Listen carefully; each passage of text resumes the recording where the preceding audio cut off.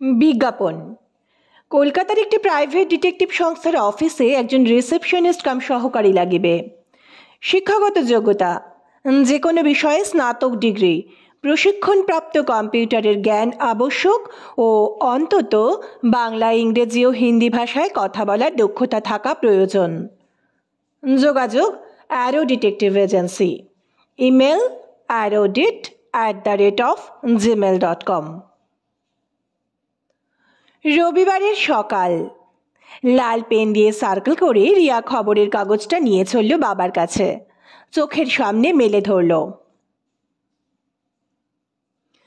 কি রে মামনি, অ্যাসিস্ট্যান্ট চেয়ে বিজ্ঞাপন দিয়েছিস?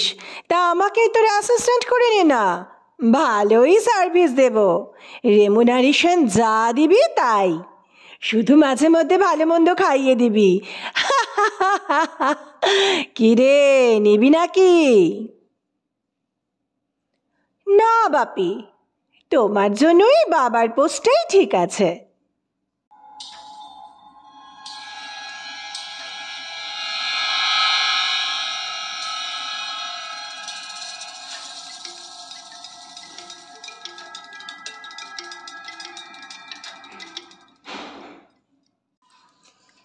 আমরা শুনছি রূপলী রহস্য, কলমে সুবর্ণা।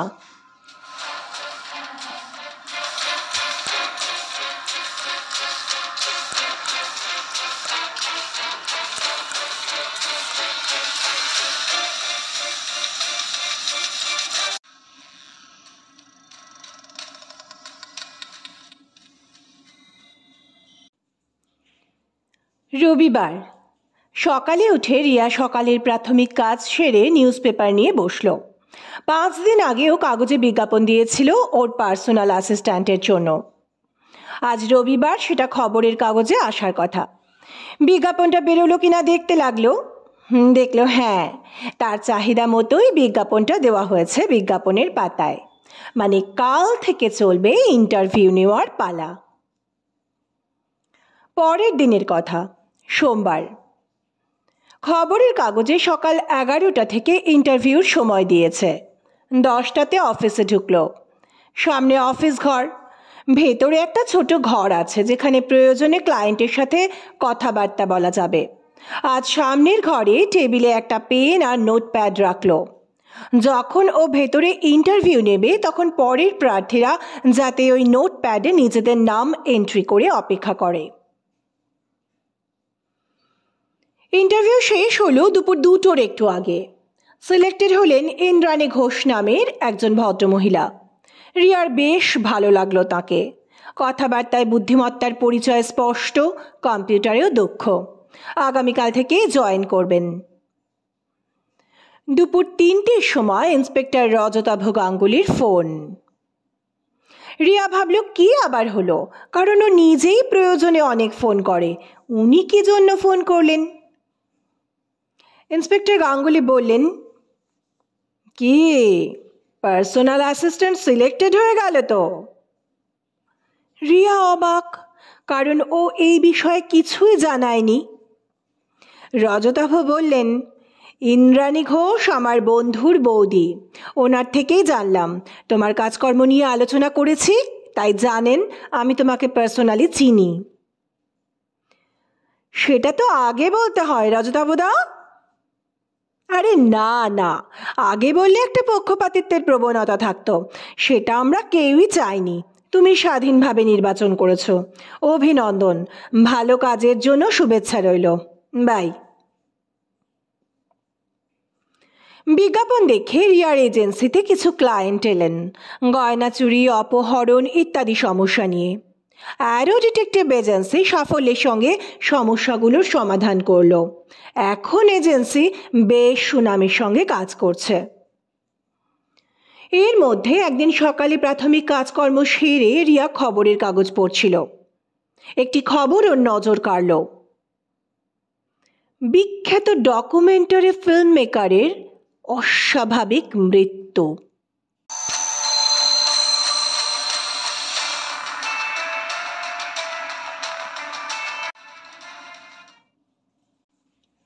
খবরটা সম্পূর্ণ পড়ল। বিখ্যাত ডকুমেন্টারি ফিল্ম মেকার শতদ্রু সেনগুপ্তের অস্বাভাবিক মৃত্যু ঘটেছে। নামটা চেনা চেনা লাগলো, কিন্তু তক্ষুনি মনে পড়ল না কী সূত্রে নামটা শুনেছে। মাথার মধ্যে ঘুরতে লাগলো খবরটা। মনের মধ্যে অস্বস্তি। অফিসে যাওয়ার জন্য যখন রেডি হচ্ছে, এই 9টা নাগাদ এলো ফোনটা।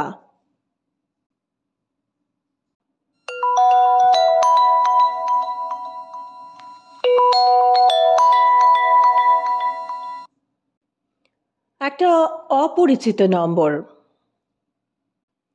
কল রিসিভ করে দেখল মহিলা কণ্ঠ, খুব নিচু ও বিষণ্ণ গলা। হ্যালো, আমি শতরূপা সেনগুপ্ত কথা বলছি। আমার হাজব্যান্ড শতদ্রু সেনগুপ্তের অস্বাভাবিক মৃত্যু ঘটেছে। আমি সেই বিষয়ে আপনার সাহায্য চাই। ও, আপনি আমার ফোন নাম্বার কোথা থেকে পেলেন? আমি নিউজ পেপারের অ্যাডে আপনাদের অ্যাডভার্টাইজমেন্ট আগে দেখেছিলাম। আপনি কি একবার আসবেন? পুলিশ এসে গেছে, আপনি এলে ভালো হয়। ঠিক আছে, আমি আসছি। অ্যাড্রেসটা? রিয়া ইন্দ্রাণীকে ফোন করলো। হ্যালো ইন্দ্রাণীদি, আমাকে কেসের ব্যাপারে একটু বেরোতে হচ্ছে। আজকে আপনি অফিসটা খুলুন।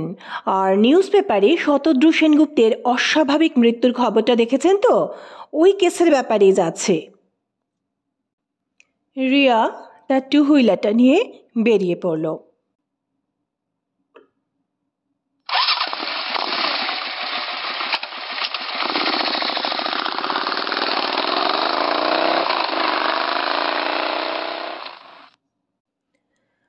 পৌঁছে গেল তার গন্তব্যে। অ্যাপার্টমেন্টের নাম আকাশগঙ্গা। ফার্স্ট ফ্লোরে শতদ্রু সেনগুপ্তের ফ্ল্যাট। অ্যাপার্টমেন্টের গেটেই পুলিশ পোস্টিং। রিয়া ভেতরে যেতে গিয়ে প্রশ্নের সম্মুখীন হল। কার ফ্ল্যাটে যাবেন? আমি শতদ্রু সেনগুপ্তের ফ্ল্যাটে যাব। ও, ওই ফ্ল্যাটে তো এখন যাওয়া যাবে না। ওই ফ্ল্যাটে অস্বাভাবিক মৃত্যু ঘটেছে, পুলিশ এনকোয়ারি চলছে। হ্যাঁ আমি জানি। আমি ওনার মিসেস শতরূপা সেনগুপ্তের কাজিন। দিদির কাছে এসেছি। আপনি দিদিকে ফোন করে জেনে নিতে পারেন। আমার নাম রিয়া চ্যাটার্জি। মোবাইল বের করে ফোন করলেন। স্যার, একজন ভদ্রমহিলা এসেছেন।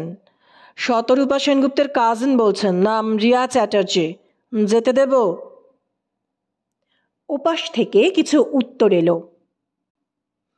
রিয়ার প্রতি নির্দেশ এলো, যান। রিয়া দোতলায় উঠল। ফ্ল্যাটের দরজা খোলা, নিজে থেকেই চোখ চলে যায়। ঘরের মেঝেতে প্রচুর রক্ত। রিয়ার চোখ ওখানেই যেন আটকে গেল। রিয়াকে দরজার বাইরে দেখে এগিয়ে এলেন লোকাল থানার ভারপ্রাপ্ত ইন্সপেক্টর। বললেন, মিসেস শতরূপা সেনগুপ্ত ভেতরের ঘরে আছেন, আপনি ভেতরে যেতে পারেন। রিয়া ফ্ল্যাটের ভেতরে এলো। বেশ বড় একটা ঘরকে রুচিসম্মত কাঠের পার্টিশন দিয়ে ভাগ করে ডাইনিং রুম ও ড্রয়িং রুম। ডাইনিং টেবিলে বসা এক ব্যক্তি, হাতের শিরা কাটা, প্রচুর রক্ত বেরিয়েছে। কিন্তু রিয়া আশ্চর্য হয়ে গেল, ব্যক্তির মুখে কোনো যন্ত্রণার অভিব্যক্তি নেই। রিয়া ভেতরের ঘরে গেল। শতরূপা একটা বেডরুমে শুয়েছিলেন। রিয়াকে দেখে উঠে বসলেন। ভদ্রমহিলার বয়স 35-36 হবে, স্থূলাঙ্গী, কিন্তু সেটা মহিলার লালিত্যকে বাড়িয়েছে। ফর্সা গায়ের রং, মুখশ্রী নজর কাড়ে, চোখ দুটি বড় বড়। রিয়া বলল, এই অবস্থাতেও আপনাকে কিছু জিজ্ঞাসাবাদ তো করতেই হবে, কোনো উপায় নেই, আমি খুব দুঃখিত। মিসেস সেনগুপ্ত বললেন, অসুবিধে নেই, আমি আশঙ্কা করছিলাম একটা বড় দুর্ঘটনা ঘটবে, কিন্তু এত বড় ভাবিনি। রিয়ার মনে হলো শতরূপা সেনগুপ্ত শোকটা সামলে উঠেছেন। স্বামীর অস্বাভাবিক মৃত্যুতে যতটা ভেঙে পড়ার কথা ততটা যেন নয়। তবে কি?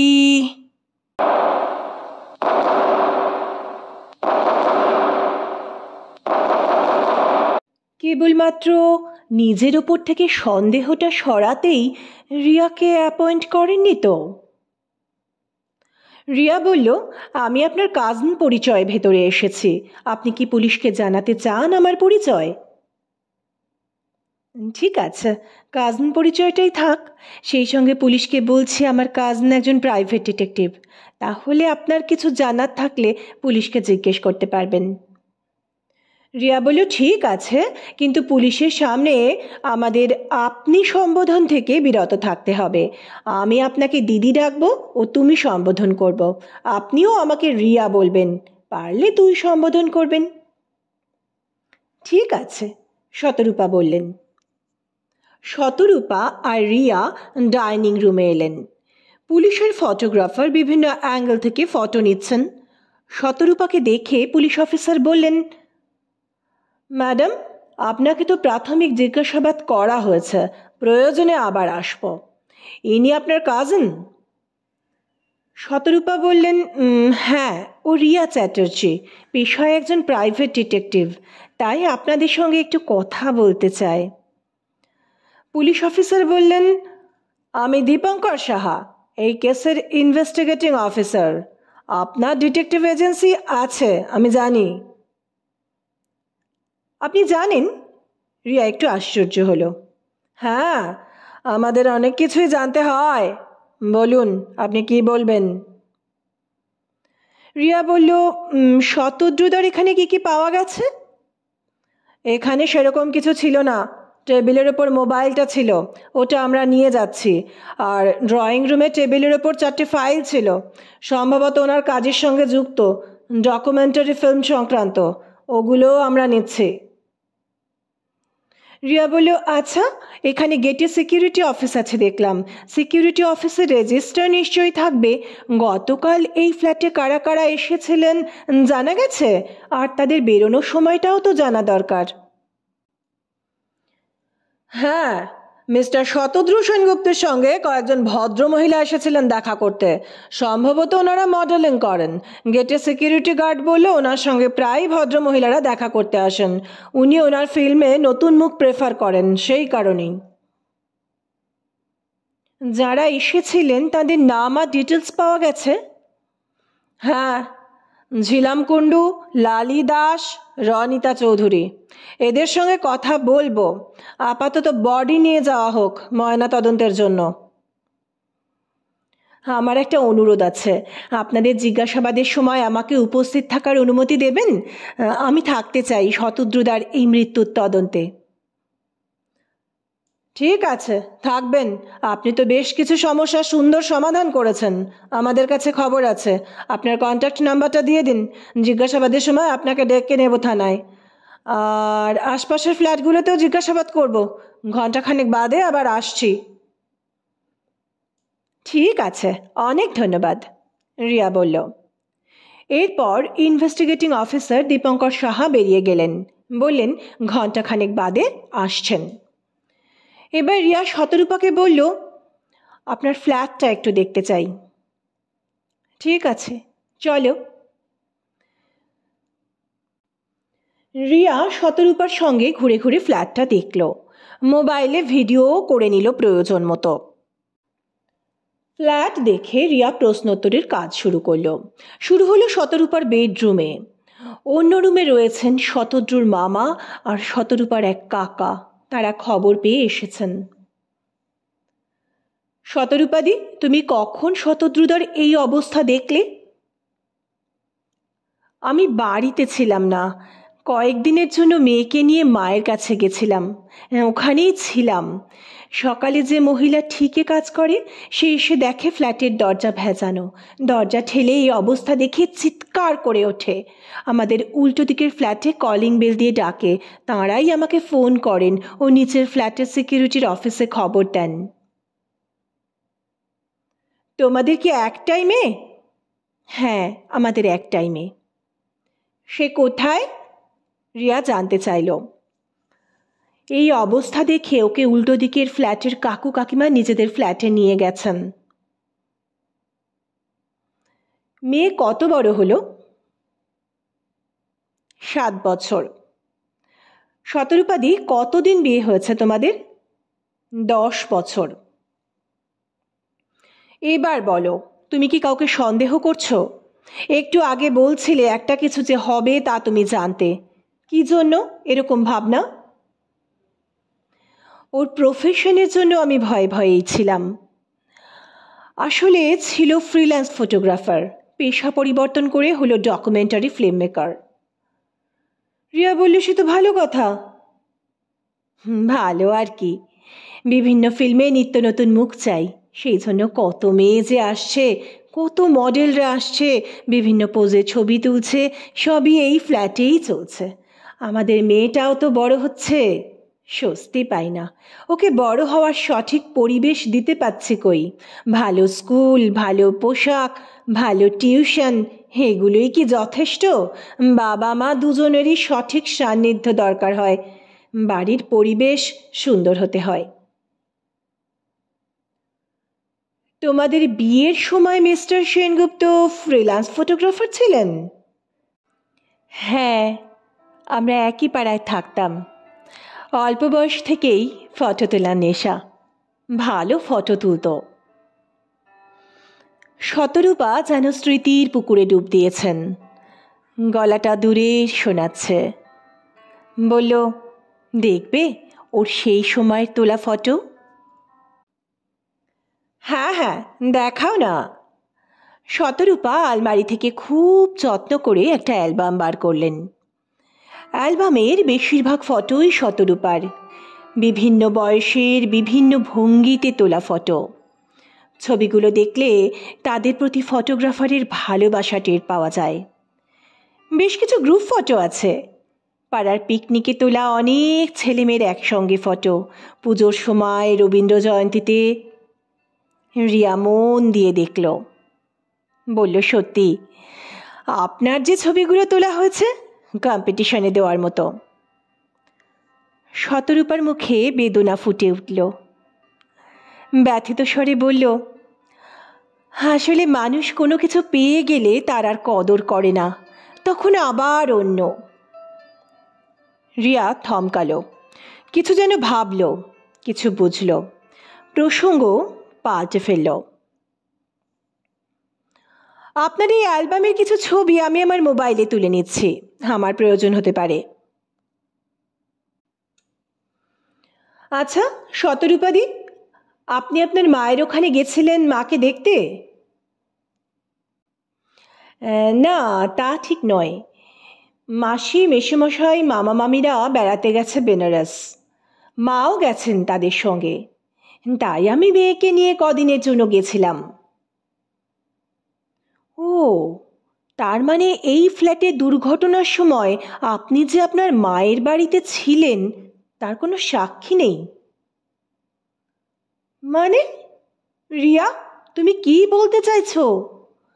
আমি আমার ও বাড়ি থেকে এসে খুন করেছি, আবার তোমাকেও ডেকে এনেছি তদন্তের জন্যে?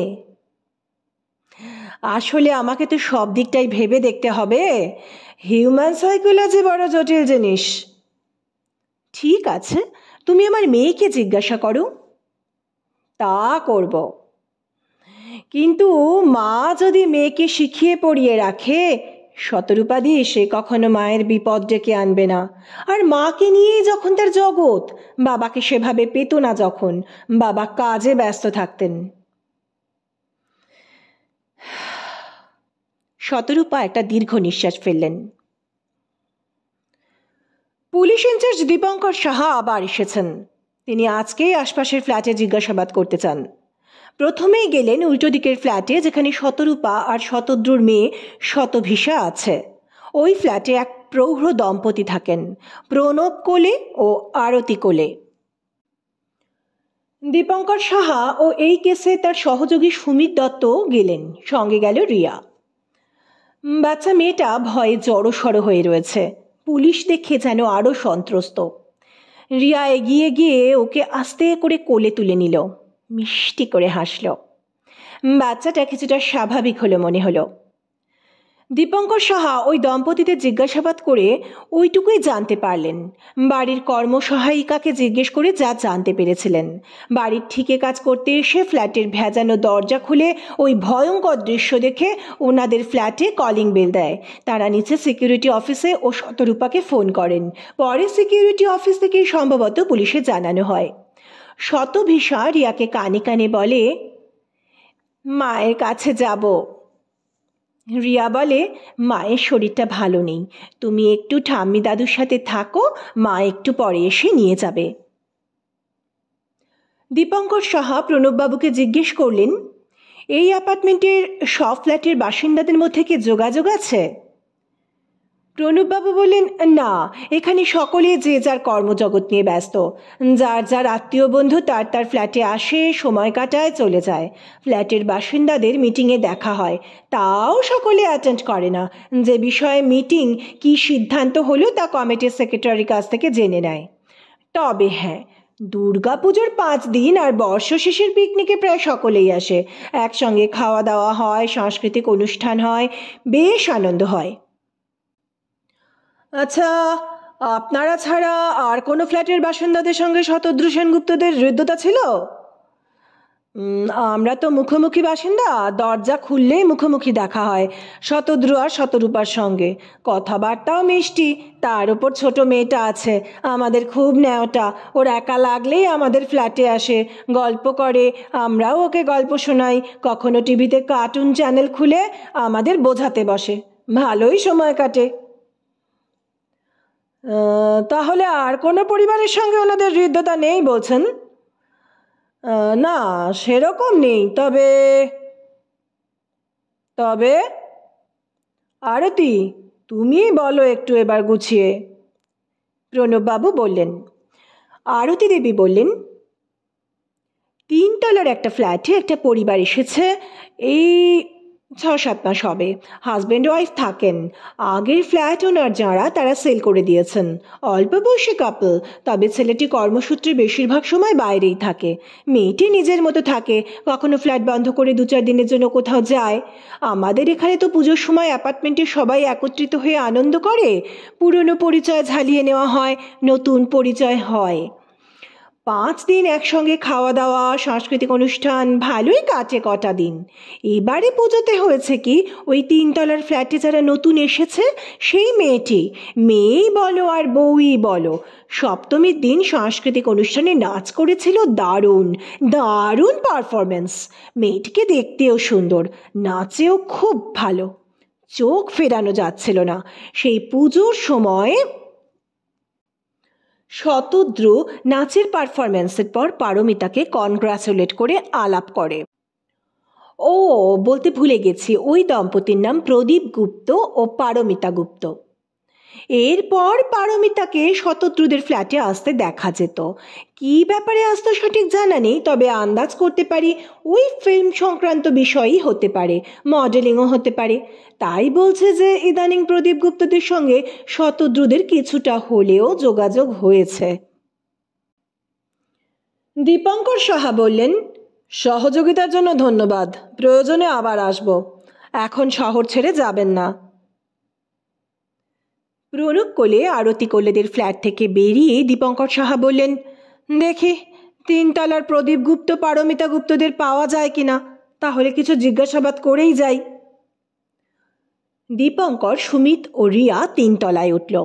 প্রদীপ গুপ্তের ফ্ল্যাটের দরজা খোলাই ছিল। অ্যাকচুয়ালি দোতলায় শতদ্রুদের ফ্ল্যাটের সামনে যে জনসমাগম ছিল, পুলিশি হস্তক্ষেপে সেটা ফাঁকা হয়ে 3 তলায় জড়ো হয়েছে। নিজেদের মধ্যে কথাবার্তা চলছিল। পুলিশ দেখে সবাই একটু চুপচাপ হয়ে গেল। দীপঙ্কর সাহা বললেন, আপনাদের মধ্যে প্রদীপ গুপ্ত কে আছেন? একজন 30-35 সুদর্শন যুবক বললেন, আমি প্রদীপ গুপ্ত। আপনাকে কিছু জিজ্ঞেস করার আছে, আপনার ফ্ল্যাটের ভেতরে চলুন। তারপর জমায়েতের দিকে তাকিয়ে বললেন, আপনারা যে যার ফ্ল্যাটে যান, আমি প্রয়োজন মতো জিজ্ঞাসাবাদ করব।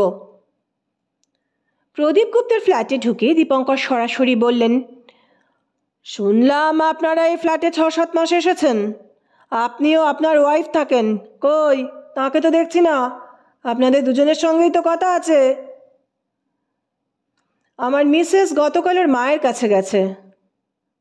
আচ্ছা, ওনার ফোন নাম্বারটা দিন, যোগাযোগ করে নেব। আর আপনি বলুন, আপনি কাল সারাদিন কখন কোথায় ছিলেন? গতকাল তো রবিবার ছিল। মিতা, আমার ওয়াইফ পারমিতা কাল সকালেই ওর মায়ের কাছে গেল। আমি সারাদিন বাড়িতেই ছিলাম। সবে শনিবার অফিস ট্যুর থেকে ফিরেছি, ক্লান্ত লাগছিল। আপনার প্রফেশন? আমি একটা মাল্টি ন্যাশনাল কোম্পানিতে ডেপুটি জেনারেল ম্যানেজার। অফিসের কাজে বেশিরভাগ সময়ই বাইরে থাকি। আমার থেকে অন্যান্য ফ্ল্যাটের বাসিন্দারা আপনাকে শতদ্রু সেনগুপ্তের বিষয়ে বেশি ইনফরমেশন দিতে পারবে। দীপঙ্কর বললেন, আসলে কি জানেন তো, এই অ্যাপার্টমেন্টে সকলের সঙ্গে সকলের তেমন যোগাযোগ নেই। শুনলাম এই বছর পুজোর সময় থেকে আপনাদের সঙ্গে শতদ্রুদের আলাপ ও সেই সূত্রে যাতায়াত আছে, তাই আপনাকে আগে জিজ্ঞেস করছি।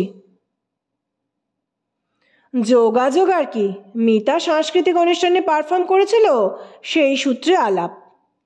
প্রদীপ বললেন, শুধুই আলাপ? যাতায়াতও আছে আপনাদের, খবর আছে আমাদের কাছে। দেখুন অফিসার, আমি অফিস নিয়ে ব্যস্ত থাকি, মিতা কতটা যোগাযোগ রাখে আমার জানা নেই। আচ্ছা, আপনার মিসেস ফিল্ম লাইনে ইন্টারেস্টেড বা মডেলিংয়ে? আমি জানি না, কেন বলুন তো? মিস্টার শতদ্রু সেনগুপ্তর প্রফেশন ফিল্ম ডিরেকশন, ফটোগ্রাফি এসব নিয়েই, তাই আর কি জিজ্ঞেস করছি। আশ্চর্য, ওটা ভদ্রলোকের প্রফেশন বলে যারাই ওনাদের সঙ্গে যোগাযোগ রাখবেন তারাই অ্যাক্টিং বা মডেলিংয়ে আগ্রহী হবেন, এ কেমন কথা হলো? ঠিক আছে, এখন আসছি, প্রয়োজনে আবার আসবো। এখন শহর ছেড়ে যাবেন না যেন। ওই ফ্ল্যাট থেকে বেরিয়ে রিয়া বলল, অফিসার, নিচে সিকিউরিটি অফিসার তো কথা বলা হয়েছে বললেন। ওই দিনকে যারা এসেছিলেন শতদ্রুদার ফ্ল্যাটে দেখা করতে, তাদেরকে তো ইন্টারোগেট করতে হবে। হ্যাঁ, তা করতে হবে, কিন্তু এখন আমাদের থানায় যেতে হবে। এই তিনজনকেই থানায় ডেকে ইন্টারোগেট করতে হবে। মিসেস পারমিতা গুপ্তকেও একবার ডাকতে হবে। আপনার ফোন নাম্বারটা তো দিন, আপনাকেও ওই দিন ডেকে নেব। রিয়া খুশি মনে ফোন নম্বর দিয়ে চলে এলো তার অফিসে। যখন এলো তখন প্রায় সন্ধে 6টা। ইন্দ্রাণীদি, আবার খাবো তো একটু ফোন করবেন প্লিজ, ভীষণ খিদে পেয়েছে। আজ আবার মা টিফিন প্যাক করে দিতে পারেনি। হ্যাঁ গো, ফোন করছি। তুমি এই কেকের টুকরোটা খেয়ে নাও, কাল বাড়িতে কেক বানিয়েছিলাম, তোমার জন্য এনেছি। তোমার সাথে তো সকাল থেকে দেখাই হয়নি। ও গ্রেট, দিন দিন।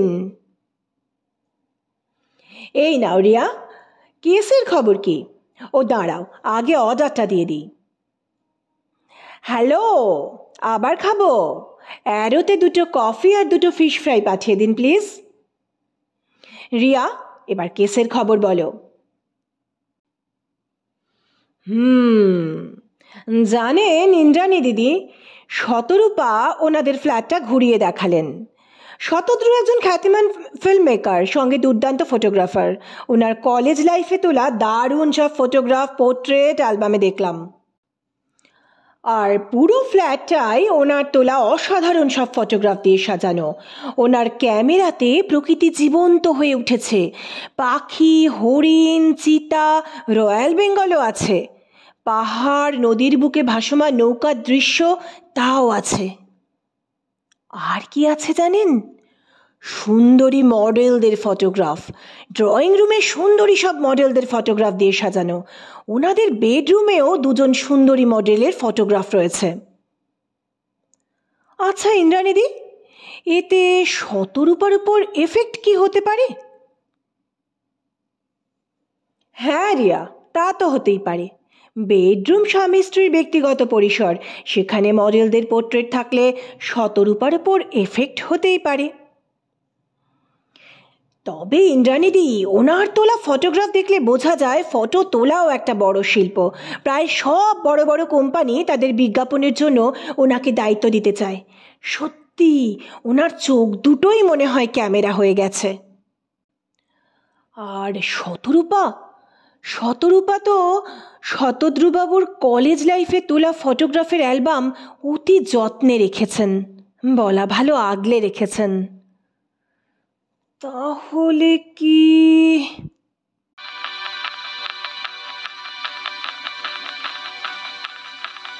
তা তো বুঝলাম রিয়া, কিন্তু তোমার তদন্ত কত দূর?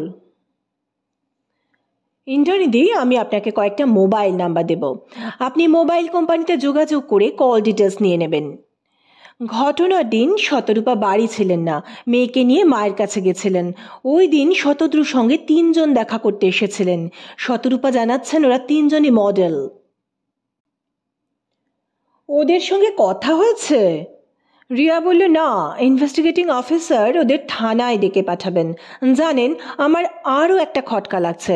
অ্যাপার্টমেন্টে আসা যাওয়ার সময় বাইরের লোক রেজিস্টারে নাম, কোন ফ্ল্যাটে যাচ্ছে তার নাম্বার, ভেতরে যাবার ও বেরোবার সময় নোট করছে, কিন্তু ফ্ল্যাটের বাসিন্দাদের আসা যাওয়াটা তো নোট করা হয় না। সেটা তো সম্ভব নয় রিয়া, ইন্দ্রাণীদি বললেন। আমি ভাবছি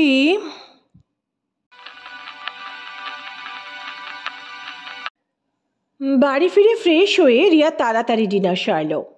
বেডরুমে গিয়ে খুলে বসলো তার ল্যাপটপ। আজকের দিনে কোনো ব্যক্তির সম্পর্কে জানতে খুব সাহায্য করে সোশ্যাল মিডিয়া। ফেসবুকে সার্চ করলো এই কেসের সঙ্গে জড়িত বিভিন্ন নাম। শতদ্রু, শতরূপা, রনিতা, ঝিলাম, লালি, সকলের। শতরূপার প্রোফাইল লক করা, বাকি সকলের প্রোফাইল পাবলিক করা আছে। মডেলদের প্রোফাইলে বিভিন্ন ভঙ্গিমায় বিভিন্ন পোজে নিজেদের ছবি পোস্ট করা আছে। শতদ্রুর প্রোফাইল দেখবার মতো, তার তোলা অসাধারণ সব ফটোগ্রাফ, বিভিন্ন পোজে কয়েকজন মডেলের ফটো পোস্ট করা। 1-2জনের ছবি ওনার বাড়িতে ড্রয়িং রুমে দেখেছে, আবার 1-2জনের ফটো বাড়িতে ছিল না, হতে পারে ওনারা নতুন মডেল। রিয়া শতদ্রুর ফ্ল্যাটের যে ভিডিও করেছিল সেটা চেক করে নিল। দরজা খুলে শব্দে মুখ তুলে দেখলো বাবা ঘরে এসেছেন। কিরে মামনি, ঘুমোসনি? কাজের খুব চাপ নাকি রে? হ্যাঁ বাপি, একটু চাপে আছি। ভদ্রলোকের হাতে শিরা কাটা, রক্তে ঘর ভেসে যাচ্ছে, অথচ কোনো ধস্তাধস্তির চিহ্ন নেই। পূর্ব পরিকল্পিত হত্যা হলে প্রমাণ লোপাটের চেষ্টা তো থাকবেই মামনি, তবে অপরাধী কিছু না কিছু সূত্র ফেলে যাবেই। খোঁজ খোঁজ। আচ্ছা, তুই কাজ হয়ে গেলে ঘুমিয়ে পড়িস, বেশি রাত করিস না, দরজা ভেজিয়ে দিয়ে গেলাম। হ্যাঁ বাপি, শুয়ে পড়ব। আরও কিছুক্ষণ কেস নিয়ে স্টাডি করে রিয়া যখন শুতে গেল তখন রাত 3টে।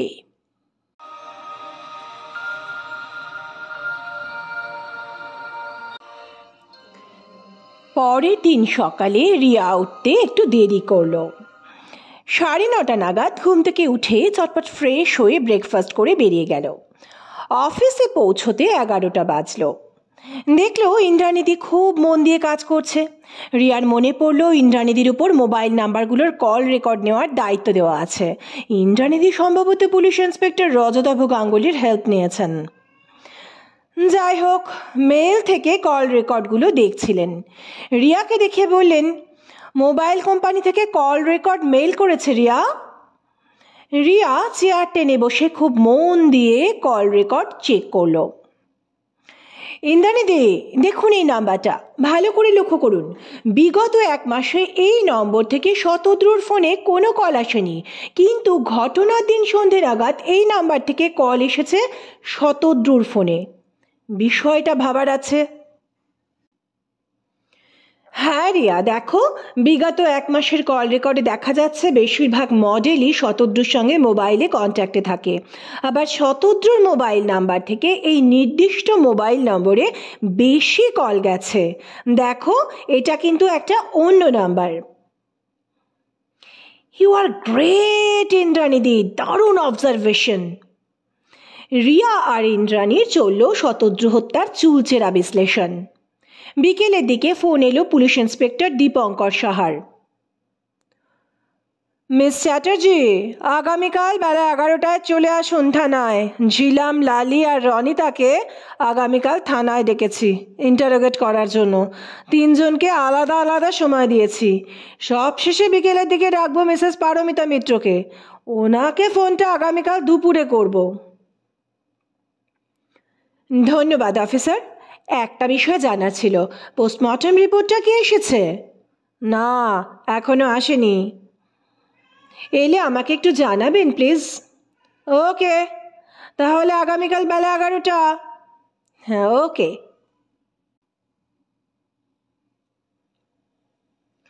পরদিন সকাল 11টা। রিয়া পৌঁছে গেছে লোকাল থানাতে। ইন্সপেক্টর সাহা বললেন, ঝিলামকে সময় দিয়েছি 11:30। আপনার জন্যে ওই চেয়ারটা রাখতে বলেছি, দেখুন ঠিক আছে কিনা।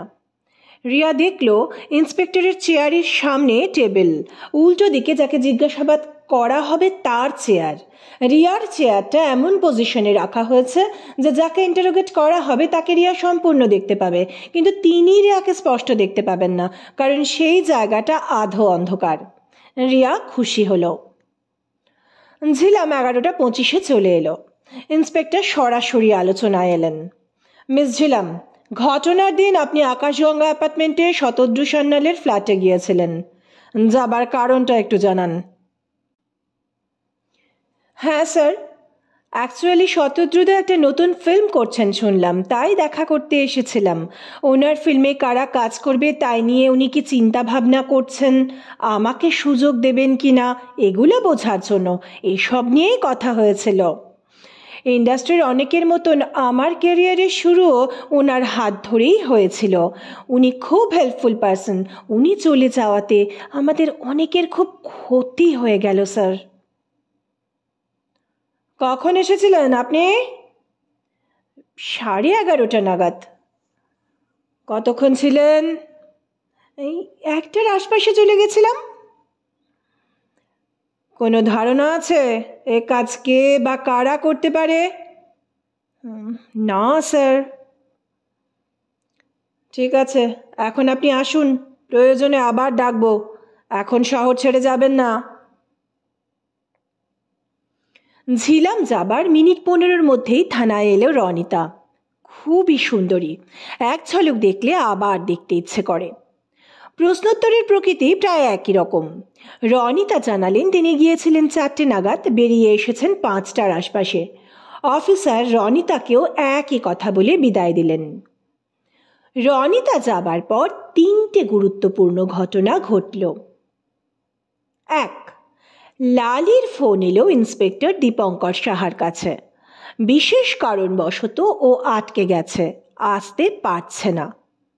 ইন্সপেক্টর লালিকে বিকেল 4টেতে থানায় আসতে বলে দিলেন। 2, ইন্সপেক্টর ফোন করলেন মিসেস পারমিতা গুপ্তকে, ওনাকে 5টা নাগাদ থানায় আসতে বললেন। 3, পোস্টমর্টেম রিপোর্টটা এসে গেল। শতদ্রুর পেটে অ্যালকোহল পাওয়া গেছে ঘুমের ওষুধও। মৃত্যু হয়েছে অতিরিক্ত রক্তক্ষরণের জন্য। পোস্টমর্টেম রিপোর্টটা শুনে রিয়া বলল, অফিসার আমি একটু আসছি, 4টের আগে চলে আসব। স্কুটি নিয়ে বেরিয়ে গেল। ইন্দ্রাণীর সঙ্গে কিছু কথা বলা দরকার। অফিসে গিয়ে লাঞ্চ করে ইন্দ্রাণীদের সঙ্গে কিছু আলোচনা সেরে আবার থানায় এলো, আবার আগের জায়গাতেই গিয়ে বসল। কিছুক্ষণের মধ্যেই লালি এলো। একটু যেন বিষণ্ণ ও সন্ত্রস্ত মনে হলো। ইন্সপেক্টর বললেন, বসুন। এবার বলুন তো, ঘটনার দিন আপনি শতদ্রুর ওখানে কি জন্য গিয়েছিলেন? মোটামুটি আগের দুবারের মতোই প্রশ্নোত্তর পর্ব চলল। শেষে একই প্রশ্ন, কখন গিয়েছিলেন শতদ্রুর ফ্ল্যাটে? এই সন্ধে 7টা নাগাদ। বেরিয়েছেন কখন অ্যাপার্টমেন্ট থেকে? এই 8টার আশপাশে। আপনি মিথ্যে কথা বলছেন লালি। আপনি রাত 11টাতে বেরিয়েছেন, গেটে সিকিউরিটির খাতাতে এন্ট্রি আছে। কি করছিলেন এতক্ষণ শতদ্রুর ফ্ল্যাটে? বলুন বলুন। না না না তো, তাহলে ভুল এন্ট্রি হয়েছে। আপনিও ভুল করে সিগনেচার করলেন? না না না, তা নয়। তাহলে কি আলোচনার নামে সন্ধ্যের আসর ভালোই জমিয়েছিলেন? কিসের সঙ্গে মেশালেন? ঘুমের ওষুধ, ব্র্যান্ডি না হুইস্কি? কি বলছেন এসব? ওই দিন ড্রিঙ্ক করিনি। আমি ড্রিঙ্ক করি না বলছি না। শতদ্রুদা ফ্ল্যাটে মাঝে মাঝে পার্টি থ্রো করে, তখন প্রচুর ড্রিঙ্কসের ব্যবস্থা থাকে। ড্রিঙ্কও করি, কিন্তু বিশ্বাস করুন ওই দিন ড্রিঙ্ক করিনি। কি করে বিশ্বাস করব? রাত 11টা অবধি কি করছিলেন? বলুন বলুন, বলে ফেলুন। কি হলো? চুপ করে থাকবেন না, বলুন। হ্যাঁ, বলছি। বিষয়টা গোপন রাখলে ভালো হয়। ওই অ্যাপার্টমেন্টের অন্য একটা ফ্ল্যাটে রিক থাকে। ও আমার বিশেষ বন্ধু। ওর কাছে গিয়েছিলাম। কতদিনের চেনা? বেশি দিন নয়, মাস 8-9 হবে। ফিল্ম ইন্ডাস্ট্রিতেই আছে? ও সিঙ্গার। ওর একটা গানের ব্যান্ড আছে। একটা অনুষ্ঠানে গিয়ে আলাপ, ওখানেই ফোন নাম্বার আদান প্রদান, তারপর বন্ধুত্বের সূত্রপাত। রিসেন্টলি আমাকে অ্যাভয়েড করছে। ওই দিন শতদ্রুদার ফ্ল্যাট থেকে বেরিয়ে ওর ফ্ল্যাটে গেছিলাম একটা বোঝাপড়া করতে। ঠিক আছে, আপনি বাইরে কিছুক্ষণ অপেক্ষা করুন। আপনার বক্তব্যের সত্যতা যাচাই করে আপনাকে ছাড়ব। রিকের ফোন নম্বর আর ফ্ল্যাট নাম্বার দিয়ে বাইরে অপেক্ষা করুন। মিনিট 15-র মধ্যে পারমিতা এলেন। চেহারাতে আভিজাত্য আছে। নমস্কার করে বসতে ইন্সপেক্টর বললেন, মিসেস সেনগুপ্ত, আপনাদের অ্যাপার্টমেন্টে যে দুর্ঘটনা ঘটে গেছে তা নিশ্চয়ই জানেন। জিজ্ঞাসাবাদের জন্য গেছিলাম। আপনি তো ছিলেন না। হ্যাঁ, আমি মায়ের কাছে গেছিলাম। রবিবার রাতে দুর্ঘটনা ঘটে। আমি ওই দিন সকালে গেছিলাম। আমার না খুব ক্ষতি হয়ে গেল জানেন। কেরিয়ার শুরুর আগেই শেষ হয়ে গেল। কেন যে ঘটলো এমন দুর্ঘটনা? বিমর্ষ শোনালো পারমিতার কণ্ঠস্বর। কেরিয়ার শুরুর আগে শেষ হয়ে গেল কথাটার মানে? আপনি কি প্রফেশনে আছেন? আমি হাউসওয়াইফ। লাস্ট পুজোতে আমাদের অ্যাপার্টমেন্টের সাংস্কৃতিক অনুষ্ঠানে আমি ডান্স পারফর্ম করেছিলাম। শতদ্রুদা নিজেই আমার সঙ্গে আলাপ করেন। উনি আমার কিছু ফটোগ্রাফ নিয়েছিলেন। দেখে আমি মুগ্ধ। আমাকে মডেলিংয়ের অফার দেন। আমি বলি, আমি কি পারবো? উনি বললেন, আমি আপনার কিছু ফটোগ্রাফ তুলে দিই, তারপর আপনি সিদ্ধান্ত নেবেন। আমি রাজি হয়ে যাই। উনি আমাকে ফোন করে ডেকে নিতেন। ওনার ফ্ল্যাটেই ফটোশ্যুট হয়েছিল। ফটোগ্রাফ দেখে আমি তো মুগ্ধ। ওগুলো আমার ফটো? আমি মডেলিংয়ে রাজি হয়ে যাই। উনি আমাকে অফার দেন যে একটা নতুন ফিল্ম তৈরি করছেন, নতুন মুখ হিসেবে আমাকে ওই ফিল্মে ইন্ট্রোডিউস করাতে চান। আমার নাচের এক্সপ্রেশন দেখেই উনি বুঝেছেন আমি পারবো। বুঝতেই পারছেন, আমি এক কথায় রাজি হয়ে গিয়েছিলাম। রূপলী জগতের আকর্ষণ বলে কথা। সব শেষ হয়ে গেল। রিয়া তার চেয়ার ছেড়ে উঠে এলো। অফিসার, আমি লালি আর পারমিতার সঙ্গে আলাদা করে কথা বলতে চাই। সমস্যা নেই তো? না না, আপনি তো পুলিশের সঙ্গে সহযোগিতা করেই চলেন। আমরা জানি সেটা। ব্যবস্থা করে দিচ্ছি, আপনি কথা বলে নিন। জিজ্ঞাসাবাদের পর যখন লালি আর পারমিতা আলাদা আলাদা থানা থেকে বেরোলো, ওদের বেশ বিধ্বস্ত লাগছিল। অফিসে ফিরে ইন্দ্রাণীদি কেসের অগ্রগতি নিয়ে জানতে চাইলেন। কি রিয়া, কি বুঝছো? কে মার্ডারার? কিছু জানা গেল?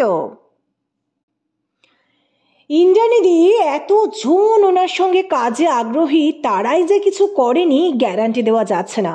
সবাই ওনার কাছে স্কোপ চাইছে, বিশেষত মডেলরা। তাদের মধ্যে কেউ কি? পরদিন সকালে ইন্দ্রাণীদিকে অফিসের দায়িত্ব বুঝিয়ে রিয়া চলে গেল আকাশগঙ্গা অ্যাপার্টমেন্টে। মাঝে ইন্সপেক্টর দীপঙ্করের সঙ্গে ফোনে কিছু প্রয়োজনীয় কথা সেরে নিল। আকাশগঙ্গাতে এসে প্রথমে গেল রিকের ফ্ল্যাটে। রিক, আপনাদের অ্যাপার্টমেন্টের একটি ফ্ল্যাটে মার্ডার হয়েছে। আপনার সঙ্গে সেই বিষয়ে একটু কথা বলতে চাই। আমি চাই না। আপনাকে দেখে তো পুলিশ বলে মনে হচ্ছে না। আপনার সঙ্গে আমি কথা বলতে বাধ্য নই। আপনি এখন আসুন। পুলিশ এলে কথা বলবেন তো? তাহলে সেই ব্যবস্থাই করি। আর যদি তা না চান, আমার কিছু প্রশ্নের উত্তর দিন। আমাকে শতরূপা সেনগুপ্ত শতদ্রু সেনগুপ্তের মৃত্যু রহস্য উদ্ঘাটনের জন্য নিযুক্ত করেছেন। রিক একটু মিইয়ে গেল। বলল, ওনার সাথে তো আমার আলাপই ছিল না। ওনার মার্ডার নিয়ে আমি কি বলবো? আলাপ করার যদিও ইচ্ছে ছিল, হয়ে উঠল না। কেন? আপনার গার্লফ্রেন্ড তো ওনাকে ভালোই চেনেন। আপনি চাইলেই আলাপ করতে পারতেন। ওনার মার্ডারের দিনও তো লালি, মানে আপনার বিশেষ বন্ধু শতদ্রু সেনগুপ্তের ফ্ল্যাটে এসেছিলেন। তারপর তো আপনার ফ্ল্যাটেও লালি এসেছিলেন। চাইলেই তো আলাপ করতে পারতেন। নাকি আলাপ করতে গেছিলেন বিশেষ বন্ধুকে নিয়ে? তারপর বন্ধু ওনার নতুন ফিল্মে চান্স না পাওয়ায় সেই রাগে দুজনে মিলে... কি বলছেন বলুন তো মন গড়া সব? মন গড়া? তাই কি? প্রমাণ করতে পারবেন তো ভুল বলছি? এখন ফ্ল্যাটেই থাকুন, বেরোবেন না। গেটে অবশ্য সিকিউরিটি গার্ডকে বলে দেওয়া আছে পুলিশের নির্দেশ ছাড়া আপনি এখন অ্যাপার্টমেন্টের বাইরে যেতে পারবেন না। চেষ্টাও করবেন না, বিপদে পড়বেন। এখন আমি আসছি, দরজাটা বন্ধ করুন। রিয়া চলে এলো প্রদীপ গুপ্তের ফ্ল্যাটে। কলিং বেল দিতে মিস্টার গুপ্ত দরজা খুললেন। রিয়া হেসে বলল, আছেন দেখছি, অফিস যাননি? প্রদীপ বিরক্ত হয়ে বললেন, কি যে শুরু হয়েছে!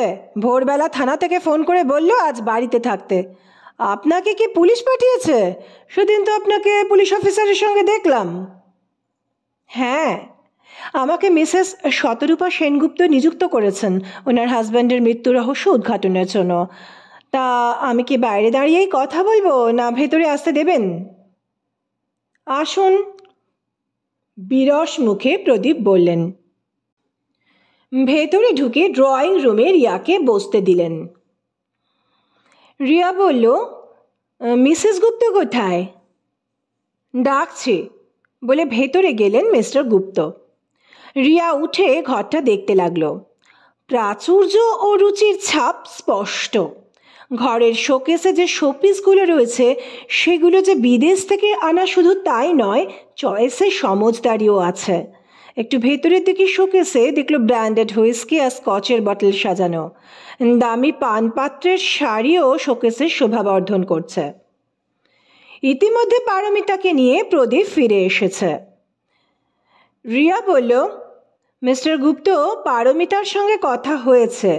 আপনার কাছে কিছু জানার আছে। কি জানার আছে বলুন? প্রদীপ বললেন। শতদ্রু সেনগুপ্ত যেদিন খুন হন তার আগের দিন আপনি অফিস ট্যুর থেকে ফেরেন, তাই তো? হ্যাঁ। আপনি শ্বশুর বাড়ি হয়ে এসেছিলেন, ঠিক? প্রদীপ গুপ্ত একটু যেন চমকালেন। নাকি রিয়ার দেখার ভুল? বললেন, হ্যাঁ গেছিলাম। আগের দিন পুলিশকে বলেননি তো? এটা যে একটা গুরুত্বপূর্ণ বিষয় তা তো বুঝিনি। বয়স্ক শাশুড়ি একা থাকেন মনে হয়েছে, তাই দেখা করে এসেছি। দোষের হয়েছে কি? না না, একদম নয়। আপনার কর্তব্য পরায়ণতা দেখে মুগ্ধ হলাম। তা আপনি মাঝে মাঝে শাশুড়িকে দেখতে যান? দেখুন, আমার এত হেক্টিক শিডিউলে সময় হয় না। সেদিন কোনো কারণে মনটা ব্যস্ত হয়েছিল, তাই গেছিলাম ওনাকে দেখতে। আচ্ছা আচ্ছা, গিয়ে দেখলেন? সঙ্গে এও বললেন যে আপনি একা থাকেন, দুই মেয়ে একসঙ্গে এলে ভালো লাগবে, তাই তো? না মানে কিছু অন্যায় করেছি কি? মিস্টার গুপ্তকে একটু নার্ভাস লাগছে। না না, একেবারেই না, এ তো কর্তব্য।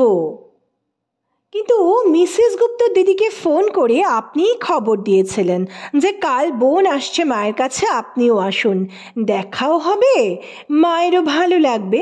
মায়ের শরীরটাও ভালো নেই। হ্যাঁ বলেছি, কি হয়েছে তাতে? না, সেরকম কিছু হয়নি, কিন্তু আপনি বাড়ি ফিরে মিসেস গুপ্তকে বলেন যে মা বলেছেন কাল দিদি আসবে, মিতাকেও পাঠিয়ে দিতে, ওনার শরীরটা ভালো নেই, কয়েকদিন ওনার কাছে থাকতে। তাই তো পারমিতার কাছে এটা জেনেছি। কিন্তু এই সামান্য বিষয়টাকে আপনি এত জটিল করছেন কেন বলুন তো? প্রদীপবাবু বললেন, করছি এই জন্য যে আপনি সুপরিকল্পিতভাবে আপনার মিসেসকে রবিবার ফ্ল্যাট থেকে সরিয়ে দেন, মানে ওই দিন ওনার এই ফ্ল্যাটে না থাকাটা কনফার্ম করেন। কি আবল তাবল বলছেন?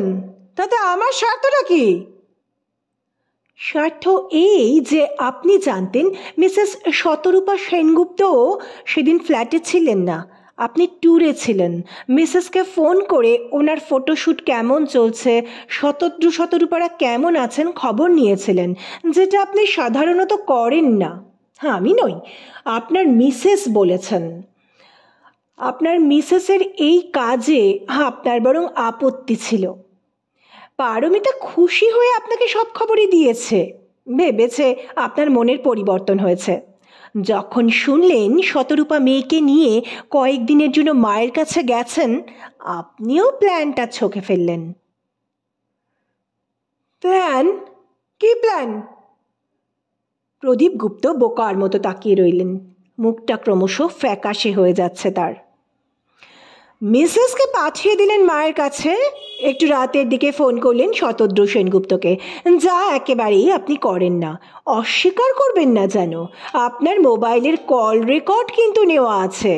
একা থাকতে ভালো লাগছে না বলে চলে গেলেন মিস্টার সেনগুপ্তের ফ্ল্যাটে। আমার ধারণা হট ড্রিঙ্কস আপনি সঙ্গে করেই নিয়ে গিয়েছিলেন, যদিও মিস্টার সেনগুপ্তের ফ্ল্যাটেও যথেষ্ট স্টক আছে, যেহেতু ওনার বাড়িতে প্রায়ই পার্টি হয়। হয়তো আপনি রিস্ক নিতে চাননি। এর পরের কাজটা বেশ সহজ। ওনার অন্যমনস্কতার সুযোগে হোক বা ওঠার সুযোগে হোক, ঘুমের ওষুধ মিশিয়ে উনি যখন গভীর ঘুমে, তখন আপনি নিশ্চিন্তে ওই নিষ্ঠুর কাজটি করেছেন। ওনার হাতের শিরা ঠান্ডা মাথায় কেটে দিয়েছেন। ঠান্ডা মাথায় ড্রিঙ্কসের বটল, গ্লাস সব সরিয়ে নিয়ে গেছেন। ভাবলেন আপনার সঙ্গে তো ওনার হৃদ্যতা নেই, তাই কেউ আপনাকে সন্দেহ করবে না। উল্টো দিকের ফ্ল্যাটে ওনারা রাতে তাড়াতাড়ি শুয়ে পড়েন। যদি মুখোমুখি হতেন, কি করে ম্যানেজ করবেন নিশ্চয়ই ভেবে রেখেছিলেন, আর যাবার আগে হাতের ছাপও যথাসম্ভব মুছে দিয়েছিলেন। ঠিক বলছি মিস্টার প্রদীপ গুপ্ত? আপনি আমাকে অপমান করছেন। আপনার কাছে কোনো সুস্পষ্ট প্রমাণ নেই, সবই আপনার ধারণা, মন গড়া। না না মিস্টার গুপ্ত, প্রমাণ আমার কাছে যথেষ্টই আছে। মিস লালি ওই দিন 3rd ফ্লোরের রিক দাসের ফ্ল্যাটে গিয়েছিলেন। ফেরার সময় আপনাকে শতদ্রু সেনগুপ্তের ফ্ল্যাট থেকে ড্রিঙ্কসের বটল, গ্লাস হাতে বেরোতে দেখেন। ওর কিছু অস্বাভাবিক মনে হয়েছিল। আপনি রুমে চলে গেলে মিস্টার সেনগুপ্তের ফ্ল্যাটের ভেজানো দরজা খুলে ওই দৃশ্য দেখে ভয় পেয়ে তাড়াতাড়ি চলে যান, পাছে খুনের দায় ওনার ওপর পড়ে। বাই দা বাই, আপনি জানেন কিনা জানি না, মিস লালিও একজন মডেল। রিয়া মোবাইলে একটা ফোন করতে ইন্সপেক্টর দীপঙ্কর সাহা কয়েকজন পুলিশকে নিয়ে ফ্ল্যাটের দরজাতে বেল দিলেন। পারমিতা বিরস বদনে দরজা খুলে দিলেন। পারমিতা কেঁদে ফেলেন। কেন কেন করলে তুমি এই কাজ? সংসারটা নষ্ট হয়ে গেল তো। এইবার প্রদীপ চেঁচিয়ে ওঠেন, সংসার বাঁচানোর জন্যই করেছিলাম। রূপলী জগতের মায়ায় তুমি ছুটে চলেছিলে, ফটোশ্যুট করছো, সেই ফটো শতদ্রু সেনগুপ্তের ফেসবুক প্রোফাইলে পাবলিক হচ্ছে। আমি সহ্য করতে পারিনি। হাউ হাউ করে শিশুর মতো কেঁদে ওঠেন প্রদীপ গুপ্ত। পারমিতা 2 হাতে মুখ ঢেকে ফেলল, হাউ হাউ করে কাঁদতে কাঁদতে বলল, প্রদীপ, তুমি আমাকে ভুল বুঝলে।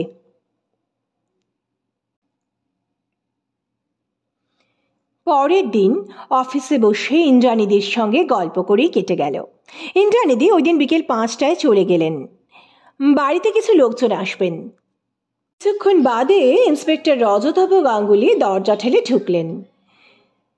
রিয়া অবাক। কি ম্যাডাম, আর তো কোনো খবর নেই। শহরের একজন বিখ্যাত ব্যক্তির মৃত্যু রহস্য সমাধান হলো, আমাকে লাগলোই না। আরে না না, ইন্দ্রাণীদি তো কল করেছিলেন আপনাকে, আপনার সাহায্যেই তো মোবাইল নাম্বারগুলোর কল রেকর্ড পাওয়া গেল। তাহলে এখন আর রিয়া চ্যাটার্জির সঙ্গে আমার কথা হবে না, তাই তো? গলাটা যেন অন্যরকম লাগছে। তাকিয়ে দেখল রিয়া, এক দৃষ্টে তাকিয়ে আছে রজতাভ। চোখের দৃষ্টি যেন অন্য কিছু বলতে চায়।